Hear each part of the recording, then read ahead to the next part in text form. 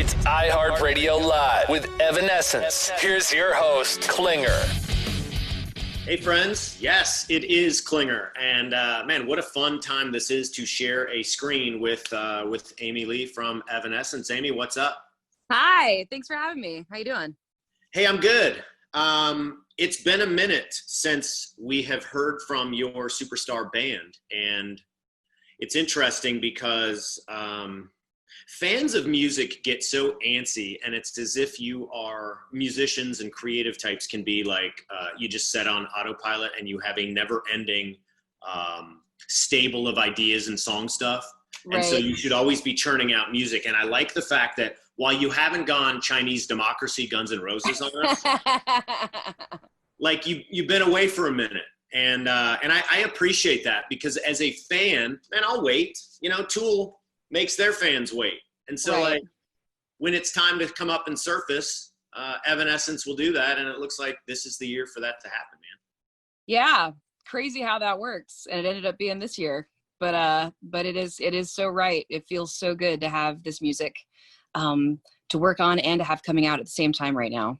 This is a different moment and a different experience for us in a lot of different ways. But one of those is just the fact that we're still working on it and it's coming out. So I'm doing this promo with you and then shutting off my phone, and going back to writing lyrics for the next thing. It really, that was an idea that I had a while back, but I didn't realize how much this year was going to be, whether I liked it or not, going to be like all about just living in the moment and living for today, because we don't know what's coming next and we can't control the world around us. Not that we ever really could, but like more than ever, we really can't. So yeah, I'm grateful to do it. And a lot of the bands that I have always admired, they wait until they have something that they're excited about, and something that they're ready to say before coming out with their albums. You mentioned Tool. Portishead's one of those bands. Oh my God. There's a bunch of them. Yeah. I'm all about quality over quantity for sure. We've been around, we've been playing a bunch, and released different things, but for a full original album, yeah, man, it's been a decade. I mean, that's a long, long time. I do want to kind of fill in the blanks though. And I haven't been stalking you, but social media and the internet kind of helps. Yeah. You have, well, first of all, let me just tell you this real quick, sort of a personal story, but I'm going somewhere with it. Okay. I am buying a 1950s German Telefunken stereo console with the old school record player. Ooh, cool. And I've had it totally redone by this old dude that reminds me of my grandpa.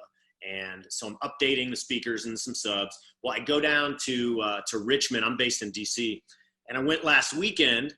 And I went to see it for the very first time. And I bought this really cool tube amplifier. And the very first record I heard on it was The Chain from Fleetwood. Aww. Or the How song cool is that? From Fleetwood Mac. And it gives me goosebumps because your version of that is just such a cool twist on it, but a nod to the original. And I had to bring that up because it was Thank you. Moment, Thank you so much. Yeah, we love Fleetwood Mac. I mean, just because they're just amazing and unusual. I mean, how many bands are there with like half and half, like girls and guys? Yeah. Kicking ass, still kick ass. Yeah, admire them a ton. It was a real honor to in any way touch a piece of their music. Everybody in this band has similar and different music tastes. Like we all have our own personal style that's different from the rest of us. But there, one band that we all love is that one. I love that. And it was such a treat to hear that song because I knew that you had put your, I'm going to just say it, you put your Midas touch on it, and that's one thing, like for real, no bullshit. When a musician or a band covers a song that I like, or any song, I don't want a carbon copy of the original song because I can get that when I listen to The Chain from Fleetwood Mac. So how do you go in to cover a song? Yeah. We're going to get to the new record, but what are your thoughts? Do you want to put the Amy Lee stamp on it? For sure. That is my thinking exactly. If you're going to do a cover, there needs to be kind of a reason, and a new a new side to show or a new interpretation of the lyrics or the musical mode or whatever it is, that there's some different light that you can put it in and give it another dimension, so that it's like you're hearing something new. You can do that and still pay a total tribute to I think anytime you do a cover, you're paying a tribute to the original. But yeah, it puts a little bit of a different pressure on it, because you want to make it great if it's a band you love, because you don't want to be like, well, cool, they did it great and I did it bad, so no, don't talk like that.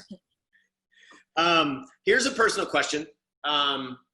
Where did you find your singing voice? At what age? Like I've tried to sing, and I'm just going to stick to the radio job. But like, were you 5 years old and all of a sudden you just started humming and singing? And like, where do somebody like you with a voice that you have, where do you find that for the first time? I hope that this is empowering to people that may one day become singers, but I didn't really think of myself like that.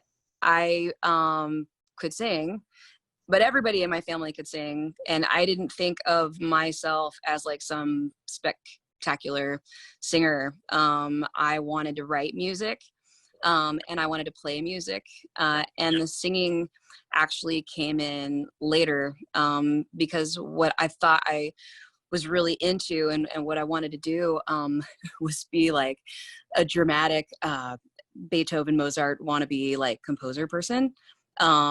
When I was very young, like when I was like 8. Yeah.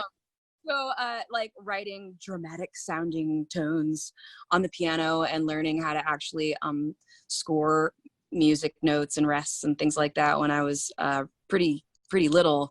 That was my big aspiration. And then, I became a teenager and grunge hit and alternative music. And suddenly like there was an outlet for the fact that I also wanted to be a poet, so all of my poetry became like lyrics, and it was that I was singing because I was the writer, not because I thought, ooh, I have this awesome voice and I need to share it. Like I kind of grew into seeing myself as a singer, and having the confidence to front a band wasn't something that came easy to me. I really had to constantly build myself up and tell myself that I was worth standing there.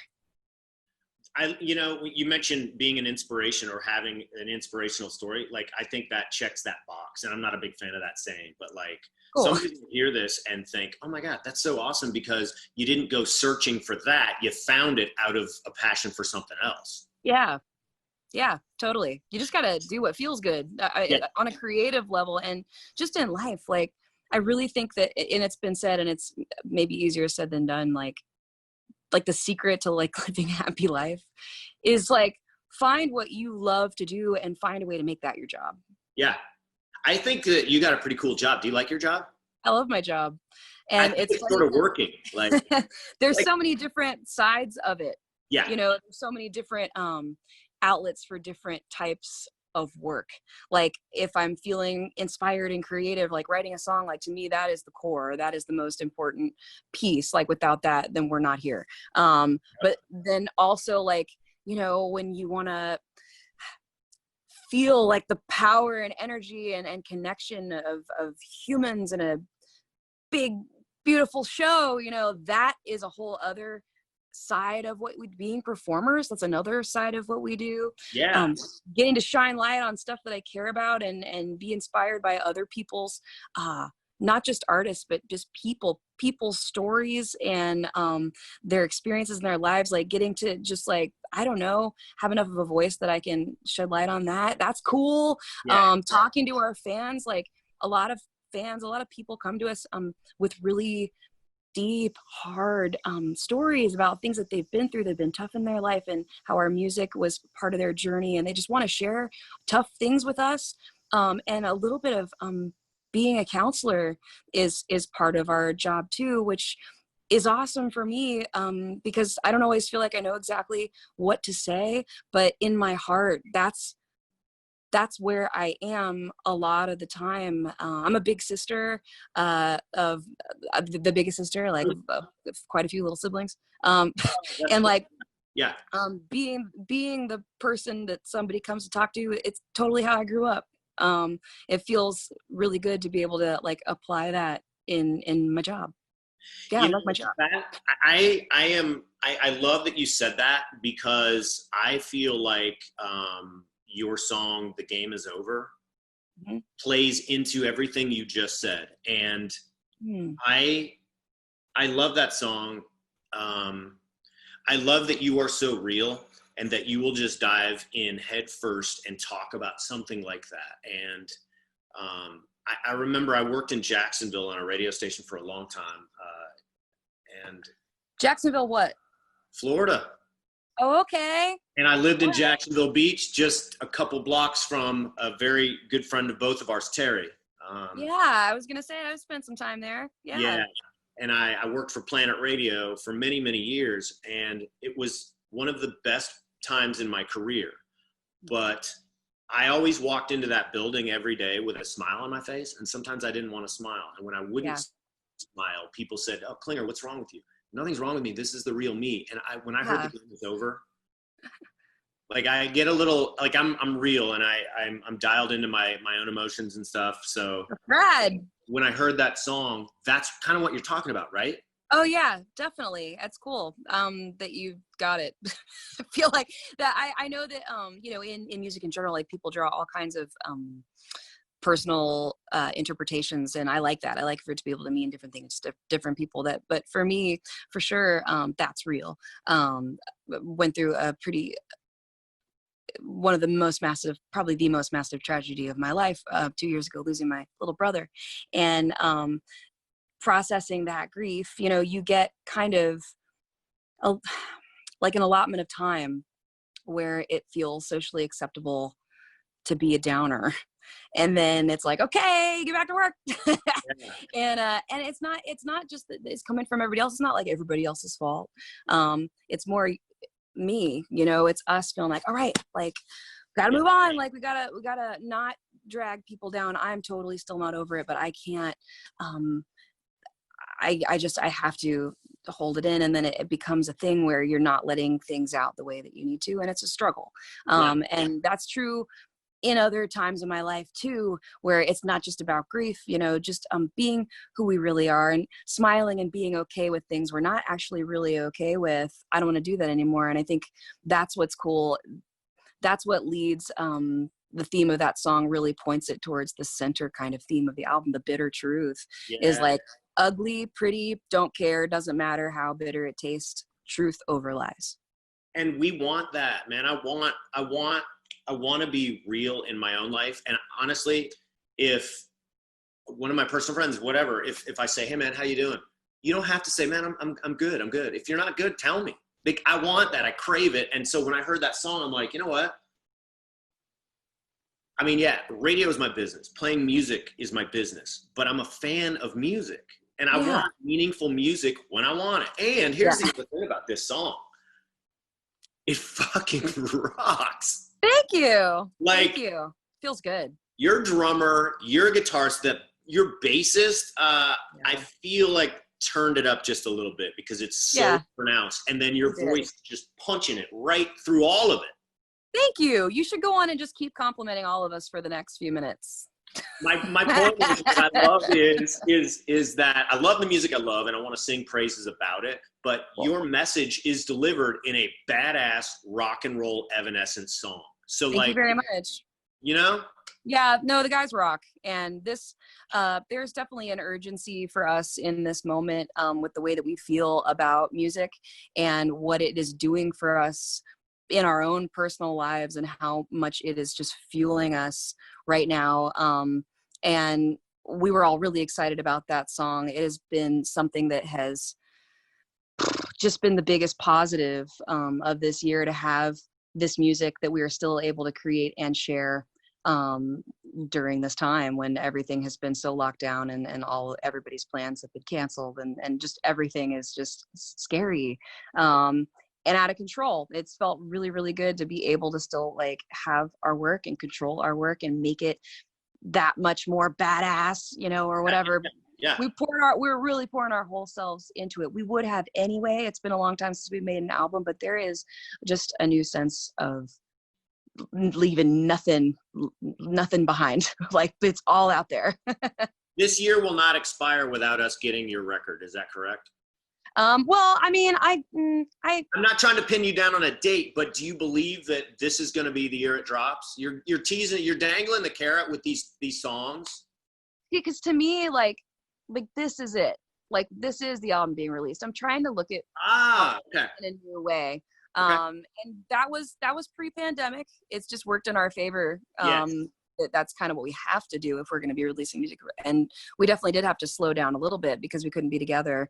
But we're back on track. And I'm in there, but this is a different thing. I'm literally still writing lyrics to the songs that we already have, you know, drums and guitars down for. Sweet. That's different for me. And I don't know what it is, but over the past few years, like, I am enjoying the challenge of doing things in a totally different way.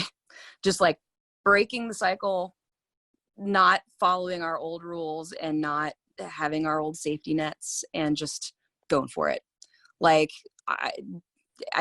there's no time. Life is too short. Like, we're just doing this now. You know, and I appreciate you saying that. And I feel like I'm guilty because it's like, hey, Klinger, if you wanted to give me a piece of chocolate cake, and just before I'm going somewhere with this. Just before the last fight, I'm like, hey, Amy, can I get the other half of this cake? Isn't that what we want in life? So I am guilty of it because you've given us a couple of songs, and then I go straight to the rest of the cake. Hey, man, when is Evanescence going to give us a whole damn record? You know, I'll keep feeding you bites. This is more like a chef's table, okay? Yeah, I love you that. take your one gourmet piece at a time. Yes. I am cool with that. Here's what I want to know, though, because you said pre-pandemic, you know, if it's been almost 10 years since Evanescence has made a full-on record, mm-hmm. It didn't just start 5 months ago. Right. So you probably started the process at the end of the last album cycle in your mind, making lyrics and coming up with a theme, right? Before. There's a couple of albums that, there's a couple of songs on this album that the writing at least started for, like, during the creation of the last full album, and didn't get finished or was a piece that didn't fit that puzzle. And, you know, if it's still in your head 10 years later, you know, it's worth finishing out. So yeah, it feels really, really good to have some of those ones that just have been in the bank all this time, not just be finally recorded, but really be looked at again with new perspective, and the band as we are now, to go, okay, like, let's make this for real and change it, you know? That's cool to hear, because you're sort of pulling back the curtain on, because you know what, as fans of music, we like to hear that. Like, I love the behind the scenes mentality. Like, you're saying, hey, this has been in the bank for a minute. Yeah. Let's open up the bank door and just look at it and revisit it, because you know what? It probably sounds different today than it would have if you would have made it 10 years ago, right? Absolutely. And it's interesting how at the time on one of them in particular, I felt like like such a failure that we didn't get it to where it was in my mind, and it didn't happen the way that I thought that it should. We didn't have the capacity to do it the way we're doing now then. And I am so glad that it's happening now. So yeah, I often start at the bank. Like, you get a new idea when it comes to you. It's hard to force that. Yeah. But a great place to start is I'm constantly laying down a quick idea of just a piece, like just a snippet, you know, of, oh, I got a cool verse idea. Just like lay it down really rough and put it in the pile. And there's a big pile. There's always a pile. So when you just are like, you know what, today is a rainy day, I'm going to go out there and I'm just be creative and see what. So you come in, you dim the lights down low, you light a little incense and go through the pile. Like, that's a great way to start, you know, even if it's literally just in your voice memos in your phone, just like listen to an idea, go, oh yeah, I forgot about that. That was cool. Let's do this. So, but we've gotten a lot of ideas more recently too. It's a cool combination of just like a whole bunch of stuff, like stuff from back then, but then also things that after the pandemic hit and we finally were able to find a safe way to come together to do this remaining part of the album, like the energy and gratitude and fire that was in us in that moment made for music that I don't think could have existed that way before. To that point, the pandemic sucks. Yeah, it does. Welcome, 2020. Captain Obvious. But here's the thing, and you've probably heard this, maybe you're living part of this, where I got a lot of friends, you certainly see it on social media, like, oh my God, I can't wait to get back to normal. You know what? Right. Normal wasn't all that great. Yeah. Normal was without a pandemic, which I think we can all agree, let's Right. get back to that facet of normal. But I Right. think a lot of good things have happened personally and professionally for all of us over the past 5 or 6 months. We've learned different ways to vibe. Like, I'm actually seeing more of my mom and dad now because we're doing like video conference calls, and they live in Atlanta. Yeah, that's so cool. We don't have to kick to the curb everything that we've learned over the past 5 to 6 months in the name of getting back to normal. No, and it makes you look and appreciate when something like this, I mean, when nothing is like this, when anything hard, when challenges come at you, you're forced to kind of look at what's important in your life and kind of reprioritize and we have to make more effort to do things now. So it becomes like clear to us what those important things are and who those important people are, and how we want to be spending our time. That's for sure. And I think that the challenges lead to innovation and creativity. You're forced to do things differently, and then sometimes you find out that you had a talent that you didn't know that you did, or hey, I can do this way and I actually like it better. Yeah. The last time I saw a band by the name of Evanescence was at the Tabernacle in Atlanta. Oh, that's a great place. And Terry was in the band at the time, and to see Evanescence up close like that versus a huge, I've seen you at an arena too. I want to say I've seen you in Atlanta at one of the big arenas. Awesome. The full-on production element of an Evanescence show is one of the facets of your job that you were talking about a little while ago. And it's like, you're a damn good piano player. Thanks. Thank you. Here's another personal question. How far are you away from the nearest piano wherever you are right now? Does the keyboard count? Yeah, it's a piano, like. There? Yes. Oh, I love that. So many. I love hearing that. Who taught you how to play piano? Because my wife took piano lessons in Alpharetta, Georgia, just north of Atlanta as a kid, and she was kicking and screaming the whole time. She hated it. I begged for piano lessons, and it makes a difference, like the way that they come to you, because like I said, I'm the big sister. Okay. So when I was, I don't know, 6 or 7, like really young, I would hear like show tunes, like stuff on TV, like the Addams Family song or something, and be like, I can do that, and like pick it out and figure out how to do it and be like, look at me, but I couldn't really play, and my mom could sight read, and I remember mom just plucking out Beatles tunes or whatever out of a songbook. And then there's this moment that I really remember, and my parents remember, where I sat down at the piano and I just started crying, and mom was like, what? And I was like, I just want to be able to put my hands on the notes and have them play music like you do. And she thought that was really sweet, and that inspired her. And she told her mom, my grandma, and my grandparents had more money than we did, and we couldn't afford piano lessons. And I begged, and it was like, a thing, like where not yet, but like the next year, they agreed, and it was a special gift. And having looked at it, like known that I couldn't have it and I wanted it so bad, and it was a special gift that was like kind of out of our price range and all that, was a big deal to me. So I really did appreciate it and take it seriously. Not to say that when I became a teenager, I didn't avoid I would sit down for my piano time, and I didn't want to practice the songs. I wanted to make my own songs, because that's when like the band was starting, and it was always like, I want to write my own music. But I did still practice, but I was kind of like a procrastinating cram before lesson day.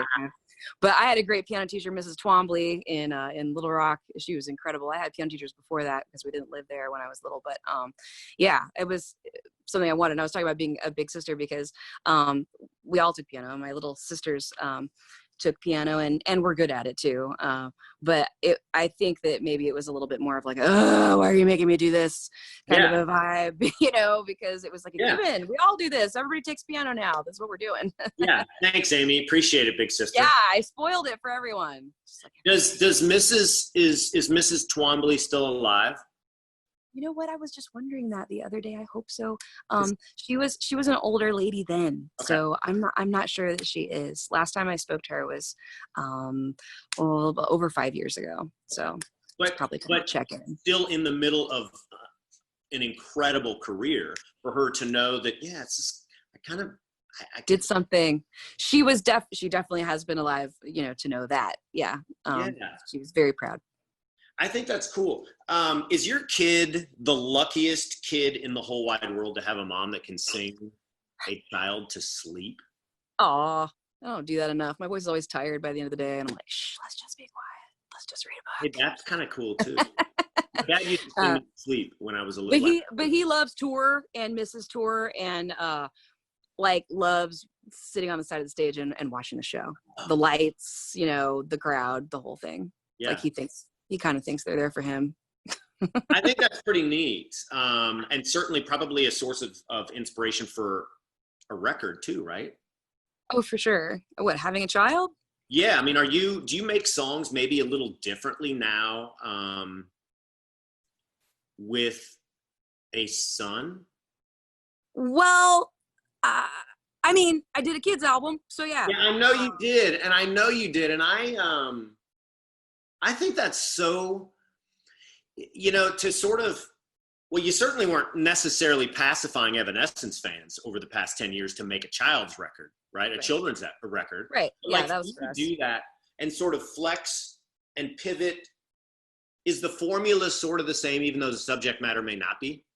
I mean, no. You can say, Klinger, you're an idiot. You have no concept of No, I mean, there are similarities to be drawn. Of course, we went in and we made an album, and that's how it works. But okay. Yeah. The inspiration and the whole feeling and the whole vibe and the mantras, the themes, like it was different. It was a different thing.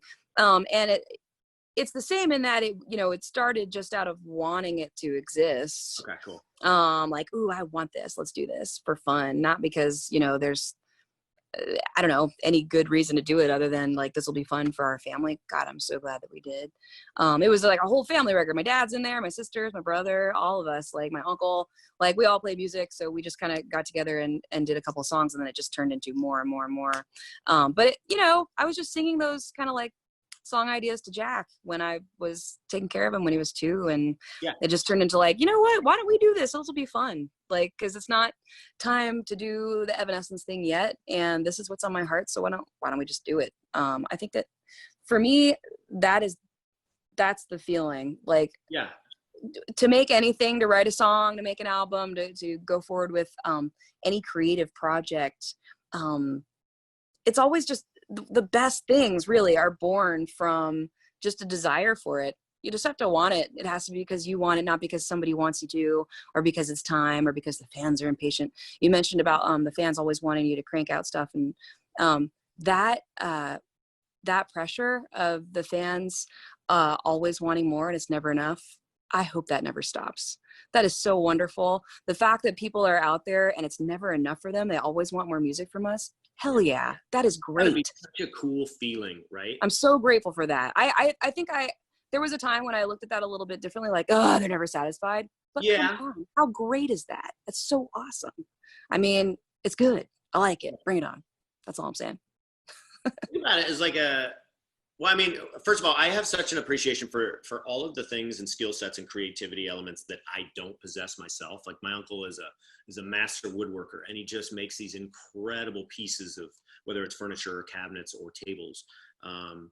That's cool. And he's as busy as he can be, but I also feel like he's as busy as he wants to be. Right.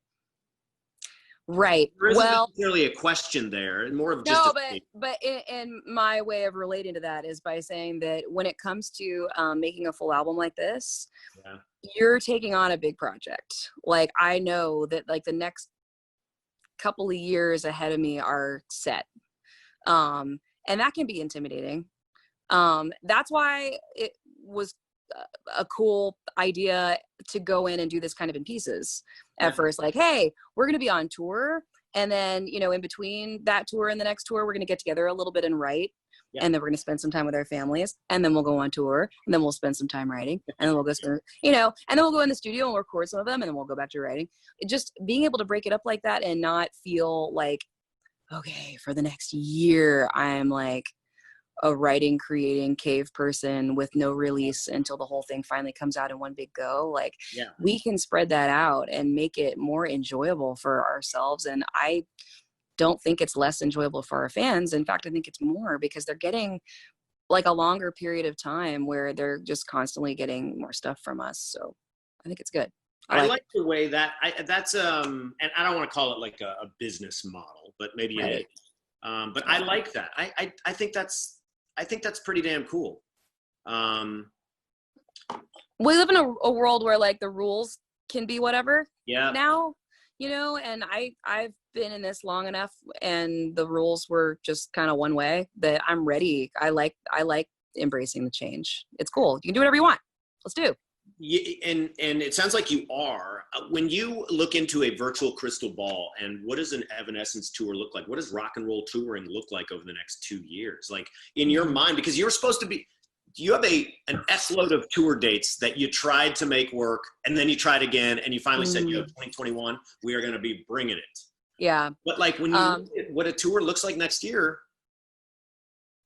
it is so hard for me to answer that, because it really just depends. Are we going to get a vaccine? Is stuff going to change?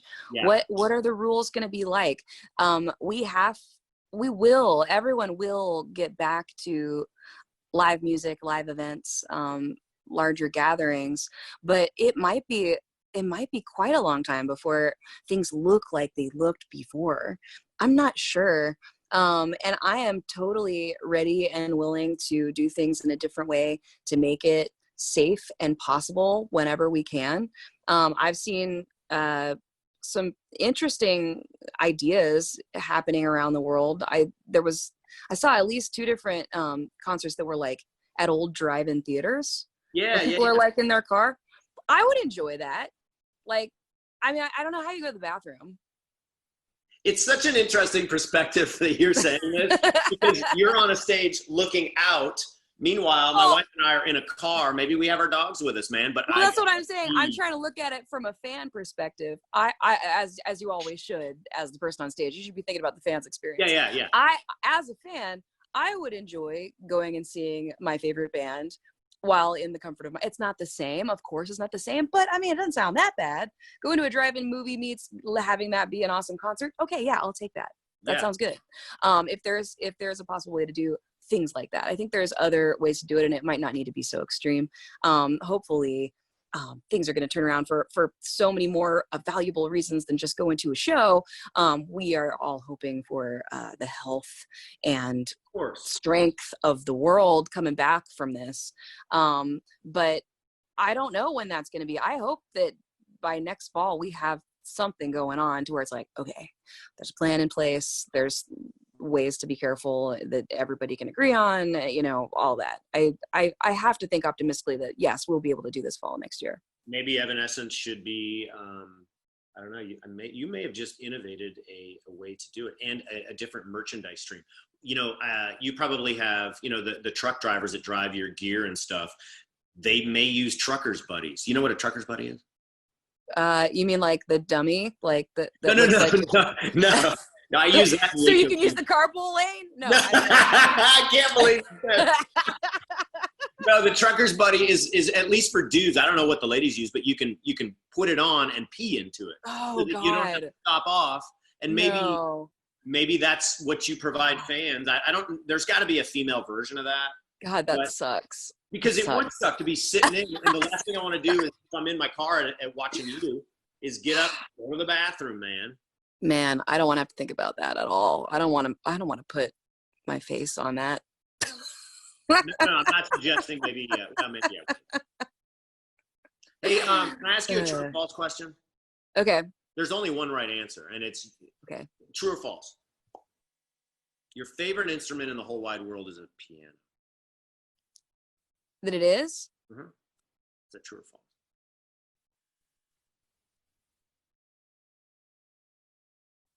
I feel like I have to go with that, because that's what I'm the most comfortable sitting down and using. It's the closest extension of my own voice. Like, to just have a thought in your head and hear it happen. You know how like you can sing and you don't have to think real hard. Yeah. Piano has become like that for me. over the years. So yeah, I would say piano is my favorite instrument. Yes, true. To say, okay, cool. I'm glad you answered it. It's weird in such a cool way to hear you say it's an extension of my voice. Is that why? And don't laugh because I don't know these answers. I mean, I don't know the answer to the question. That's why I'm asking you these questions. Okay. Is that why oftentimes musicians will write music on a piano? Well, I don't know. It's different for everybody. Like if you're a natural guitar player and that's your most comfortable instrument, then you would write your songs on guitar, because it's whatever is the easiest instrument for you to quickly be able to just accompany yourself and throw down whatever's in your mind without having to think too hard. Like I play the harp a little bit. I play the guitar a little bit. You know, I can kind of play whatever, ukulele, but I'm not usually like sitting down and writing. Not that I haven't. It's cool to break out of your comfort zone and find a challenge because it makes you write different. But if I have a thought in my head of like some kind of a melody idea or whatever, and I need to quickly get it out, I'm always going to go to the piano because I don't want to lose my thought. When you do that and then you present it to the rest of your band, does your drummer just listen to that and then he comes up with some sick ass beats and just riffs? Or do you ever say, I'm just going to walk into your kitchen for a second and tell you how to make this entree? Well, it's definitely sometimes the first way. Yes, I will say, check it out. Here's like a melody chord progression. Super. I try to keep it. But I have to hold myself back to keep it really simple. Trying to remember that that's important before showing it to the band, because I can go down a rabbit hole of using electronic instruments and Pro Tools and kind of creating what's in my head to the best of my ability. And then sometimes that doesn't come across in a way that that's how they would hear it. And then we get a little bit stuck. The better way to do it is to keep it pretty simple and go, let me hear your interpretation of this. And yes, we'll sit there behind the drum and right away have ideas. He is such a fast thinker and has great instincts musically. And I think part of why we particularly work really well together is he likes to play off of the vocal and I really like to play off of the rhythm. So you'll notice if you listen carefully, you know, to our music, that the drums and the vocals are often either playing together or accenting like particular words, like certain lyrics, like certain musical moments that are just direct links between the drum and vocal, which is really cool. I mean, everybody in the band, you know, we're all fans of each other. We all respect each other and like each other's work. So, you know, when there's a part that somebody likes, that's what's really cool. Somebody will write something that inspires like somebody else really likes it, so they'll do a thing that accents that particular part, and so on and so on and so on.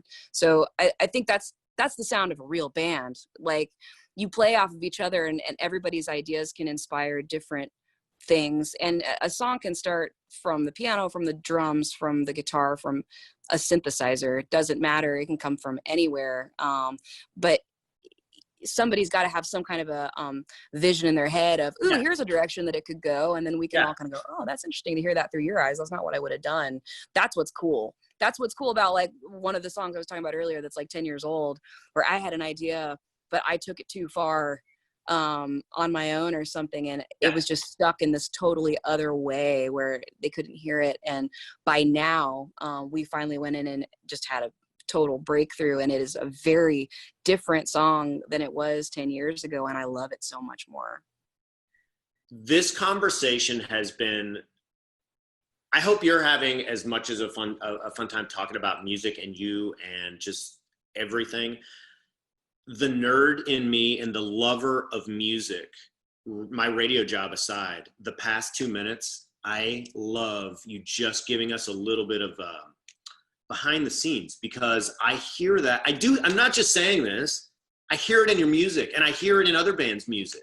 And that's awesome. The vocal is absolutely complemented by the drums or the bass guitar or a guitar, you know, when it's punching or whatever it is. So that to me is fascinating. That's cool. Thank you. And I am having a good time. Thank you very much. I've got 3 things left. I'm gonna cut loose because this is you, right? I always say this in anytime I'm talking to a musician or a creative human being, that while we can't buy a concert ticket right now, guess what? We could buy merch. We could buy music. So I want to encourage people to always do that because there are so many different ways we can do that. And while we can't necessarily buy a damn concert ticket right now and 400 overpriced cold beers, we can certainly do that with merch. And we can certainly do that with the music that you do have, past and present. That's right. So that's more of a statement. That's a good PSA. You should pass that on. Hi, I'm Klinger. I work for iHeartRadio, and I encourage you to purchase things from bands that you love. And I also I officially support this message. Thank you. Yes. And I also like the fact that bands offer VIP ticket options and stuff. Right. It's just a cool experience if people are in a position to be able to afford that, right? Right. Second to last question. What is your favorite thing to do in the whole wide world that has zero to do with music? Favorite thing to do in the whole wide world? I mean, besides hang out with my son, and I don't know, that's really hard. Music sticks out as like an obvious big number one for me. Like that gives me life more than other things that I create. Yeah. But there's like this whole tier of other things on level 2 that are kind of in the same world. So that's hard to answer, but I do love to cook. Cooking is totally one of them. Especially when it's like chasing down the perfect whatever. My friend, my neighbor in Brooklyn, who we miss very much and haven't seen since we moved last year. We both would cook, and he lived right across the street, and just like old school Brooklyn, like good cook guy. And he has been making sourdough bread, and I went through a phase of making my sourdough bread. You make the starter, the whole thing. Which is it's a daily pet feeding. I mean, it's something to do. But I hadn't made my own starter. He's making all these beautiful breads and sharing all these pictures of them. And I was like, will you send me some of your starter? Like mine died last time. Like I want some Brooklyn starter. Like give me yours. And I gave my FedEx number and he FedExed me like a little thing starter. Way. It's great. It's awesome. I was like, oh, he put like cinnamon rolls in there. There's no cinnamon rolls in there. That's just how awesome his starter smelled. So I've been making sourdough bread this week. Which is awesome and fun. It's still like creation, like you're still putting your heart in something and doing like the best you can to create, but then you get to instantly enjoy it and eat it. Wait a sec. So are you suggesting the water in Brooklyn creates a badass starter for sourdough? I mean, I'm trying to remember if that was my thinking, because that's what's in the bagels, right? Like the fact that the bagels rise the way that, and I have never had a bagel in the world that tastes like a New York bagel. You just can't do it. I mean, my dad makes pretty good bagels. My dad's into cooking too, but still, come on, Brooklyn bagel. But that's what they all say. Some people like take the water out of the tap and literally ship it to places so that they can make the New York bagel. So that was my thinking. Our neighbor, Mona, and her husband, about 5 months ago when all this started, she made a starter, and she is still enjoying the fruits of this. I mean, the starter is going to live on as long as it can live forever if you take care of it. Its name is Sourdough Sammy. That's great. Yeah, she's not shared anything. Sourdough Sammy's. And I do want to mention, my wife and I went to Brooklyn. What is the market? The big floor after floor market? At Chelsea Market? No, it's not Chelsea. It's like an antique hall, but food as well. Artisan Fleas. You are talking about Chelsea Market. Maybe I am. It's like on like 9th and 11th or 15th, like right on 9th or 10th Avenue, right near the water on the. That I think is where we went, and it has to be that, where all the Iron Chef restaurants. Oh no, excuse me, Smorgasburg. Oh, okay, yeah, totally, Smorgasburg. Right. Bird. And they have different places. We live right down the street from. They do it in a different place every year, right?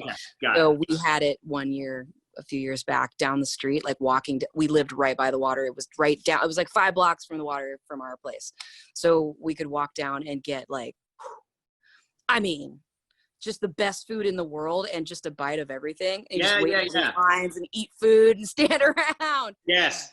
I miss it so much. Oh God. I would love to go back to Spartanburg right now. I'm so hungry right now. I'm starving. It's time for lunch. It is. It's almost time for early dinner, senior citizen style, if I'm eating dinner at 5 o'clock in the afternoon. Okay, got you. My final thing is this. Thank you very much for keeping rock alive. Oh man, thank you. Rock needs a constant hug. Well, that's right. And thank you for giving that. Thank you for being somebody who cares about rock music, because that's what's really going to keep it alive. It's just about real people. That's what it is. So thank you. Yeah, this rocks.